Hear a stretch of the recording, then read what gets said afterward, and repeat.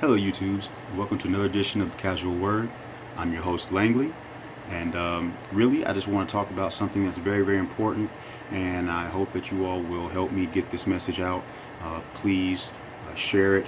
Uh, put it on your Facebook, put it on your Instagram, all the social media. Really just want to get a message out. I feel that it's very important, so I hope that you all may share with me the importance of what I have to say and help this go viral so that we can start trying to affect change. Um, in light of the current and recent events, I have really felt convicted to just lend a voice, hopefully a voice of reason, hopefully a voice of positivity to situations that are quickly spiraling out of control.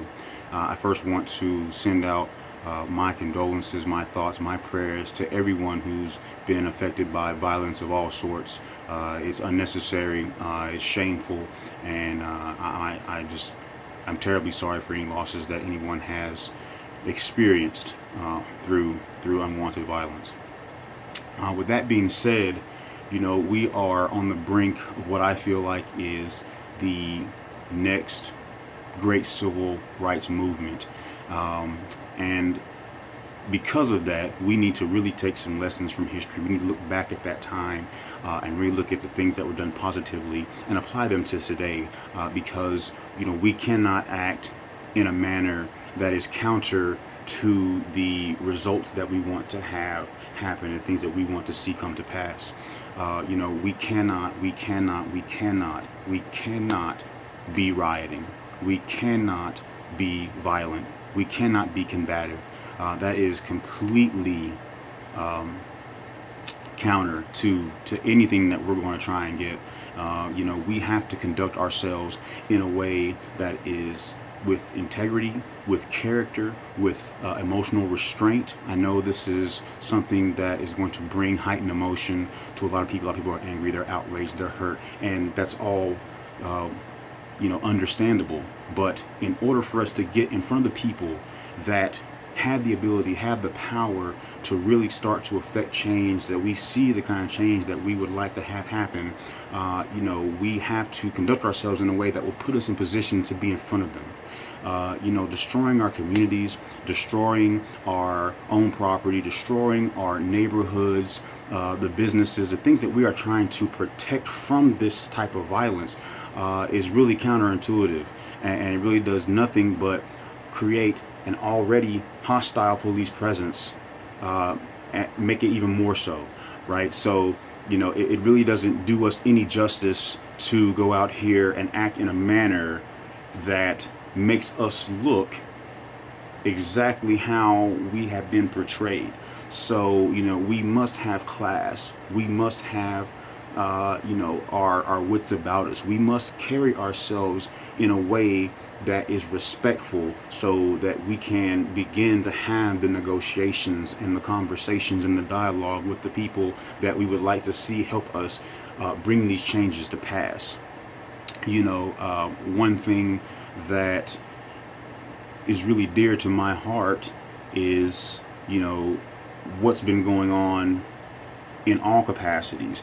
We just had a young lady who was shot and killed in a violent attack. Wasn't police related, but it was violent. This happened in my town last night on top of the other things that we've been seeing. So, at a certain level, this transcends race to all violence. And in order for us to start addressing violence of all types, we must be unified. We must be singular in our thought. We must be cohesive, and we must be able to carry ourselves so that we will be heard. We have to be one voice, and that voice has to be saying the same thing. And whatever we decide that resolution is, whatever we decide we want to say, we all have to be in agreement. So we can't have people out here going bananas and trying to tear up everything and creating more violence, right? You can't stop violence by creating more violence. So we have to, at some point,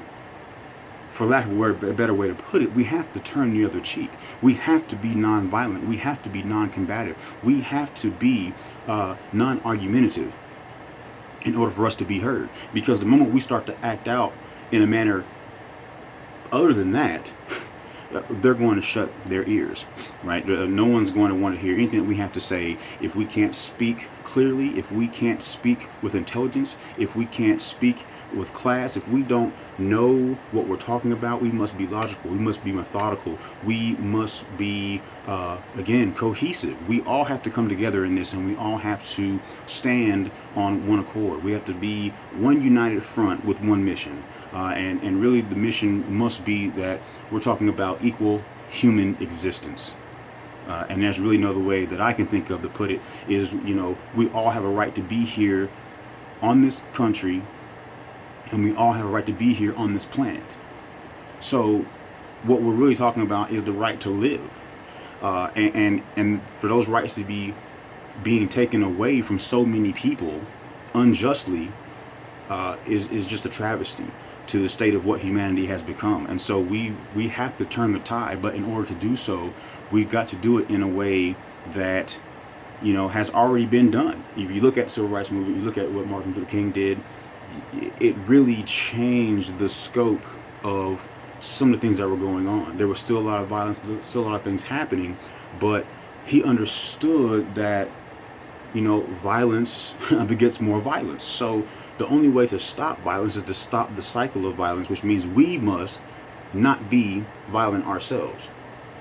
So with all that being said, I'm not going to keep you much longer. It's 1 o'clock in the morning here. Of course, I'm at work, but I was really convicted to really talk on this. And again, I hope that you all will share this video, share, your thoughts. I really just want us to be able to come together for a common goal and a common good, and to really start to change the scope of this country, change the scope of our communities, change the scope of our police forces, change the scope of the inner city. There's so many variables, there's so many things that have to be done, so many things that have to be addressed. But if all change starts internally, then we must first change our approach. We must first change how we think about it, first change how we perceive it, and then we can all change collectively to then change everything else around us.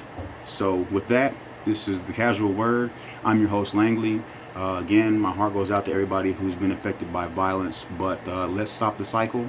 Let's stop the killing, and let's start trying to do real good in our communities, real good in our homes, real good in our society, and let's take it to the next level, non-violent, non-combative, and really try to be heard.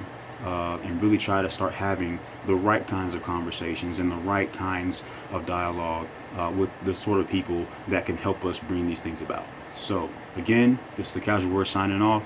Next time, stay blessed.